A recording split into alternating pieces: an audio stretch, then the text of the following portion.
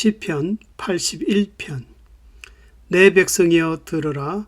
내가 네게 증거하리라. 달력에 보면은 해마다 무엇을 기념하기 위해서 많은 절기들이 기록되어져 있습니다. New Year Day, Martin Luther King Day, Easter Sunday, Independence Day, Memorial Day, Labor Day. 이렇게 많은 날들이 있는데 이런 절기들을 보면은 각각 다른 의미를 담고 있지만은 그러나 공통적인 내용은 잊지 않고 지킨다 또는 기억한다는 의미를 갖고 있습니다.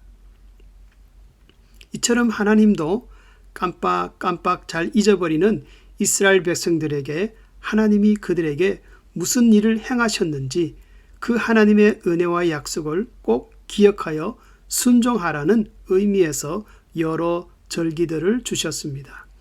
본문의 말씀은 6월절이나 초막절에 낭독된 시편이라고 봅니다. 그래서 이 시편을 들을 때마다 이스라엘 백성들은 과거에 애굽에서 어떤 구원을 받았는지 그리고 하나님이 얼마나 큰 은혜를 베풀었는지 그 사실을 잊지 않고 기억하여 하나님께 순종하라는 의미가 담겨져 있습니다. 성도들이 마음과 삶으로 하나님께 순종할 때 주어지는 큰 축복의 역사를 본문에서 이렇게 말씀합니다.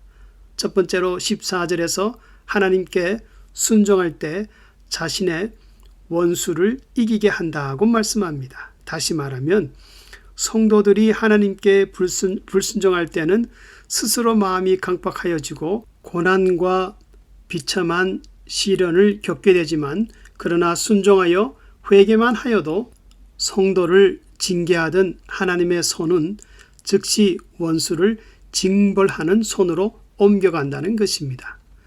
둘째는 순종은 새로운 은혜를 받게 한다고 말씀합니다.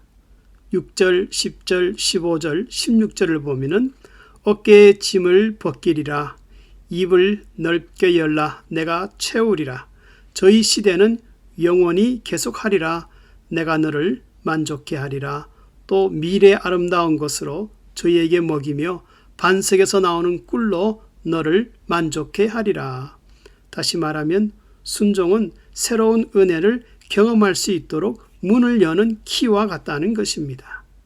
가끔 멋있는 좋은 집을 방문해서 큰 방, 작은 방, 서재실, 넓은 부엌, 꾸며진 지하실, 문을 열 때마다 다양한 모습에 감탄하고 기뻐하듯이 성도들의 순종도 하나님의 은혜를 다양하게 경험할 수 있는 문이 된다는 것입니다. 성경에서 보여주는 대로 철저한 순종의 표본이 되시는 분은 우리 예수님입니다. 그래서 요한복음 4장을 보면은 이런 말씀이 있습니다. 나의 양식은 나를 보내신 이의 뜻을 행하며 그의 일을 온전히 이루는 것이니라. 예수님은 하나님 아버지께 순종하는 것이 곧 자신에게 그 양식과 같다고 말씀하셨습니다. 다시 말하면 예수님은 아버지께 순종하기 위해서 자신의 생명을 걸었고 그것은 배부름과 같은 만족이 되었다고 말씀합니다. 그리고 빌립보서 2장에서는 근본 하나님의 본체이신 성자 예수님이 사람의 모양으로 나타나셔서 자신을 낮추어 십자가에서 죽기까지 복종하셨다고 말씀합니다. 그러므로 이것이 모든 성도들로 하여금 영원히 찬송할 은혜가 되게 하셨다고 말씀합니다. 그러나 우리 인간은 마음의 죄성을 가지고 있어서 하나님께 순종하기를 망설일 때가 많습니다. 머뭇머뭇거리다가 민첩하지 못한 둔한 삶을 살 때가 많습니다. 그래서 사도 바울은 로마서 7장에서 이렇게 고백하지 않았습니까? 내 속사람으로는 하나님의 법을 즐거워하되 내 지체 속에서 한 다른 법이 내 마음의 법과 싸워 내 지체 속에 있는 죄의 법 아래로 나를 사로잡아 오는 것을 보는 도다.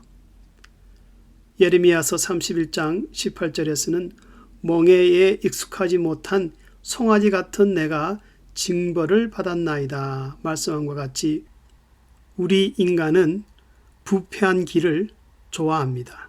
그러나 육체가 원하는 것, 곧 죄성을 꺾지 않으면 하나님께 대한 순종은 이루어지지 않습니다. 그러나 8절에서 하나님은 자신을 기억하여 순종하는 자에게 내가 증거를 보여주리라 말씀합니다. 하나님이 얼마나 성도들로부터 순종을 원하시면 우리 삶에 직접 들어오셔서 증거를 보여주겠다고 하시겠습니까?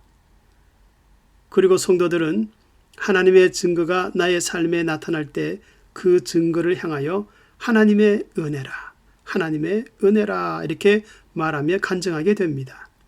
하지만 성도라 하면서도 하나님께 순종이 없다면 그것은 a fake Christian, 가짜 성도입니다. 과거에 일본 비행기 360대가 하와이 진주만을 습격했을 때에 어느 미군 병사가 기관포로 달려가서 총을 뻥뻥 쏘다가 나중에 알게 된 것은 기관포에 진짜 총알은 하나도 없고 연습용 가짜 총알만 있었다고 합니다. 그래서 결정적인 순간에 비행기를 한 대도 맞추지 못했다는 이야기가 있습니다. 이처럼 순종이 없는 성도들도 그 모습은 성도이지만 그러나 나의 죄의 법 아래로 끌어내리는 마귀와 영적 전쟁을 할 수가 없습니다. 원수를 향해 진짜 총알은 한 방도 쏠 수 없는 무능력한 존재가 됩니다.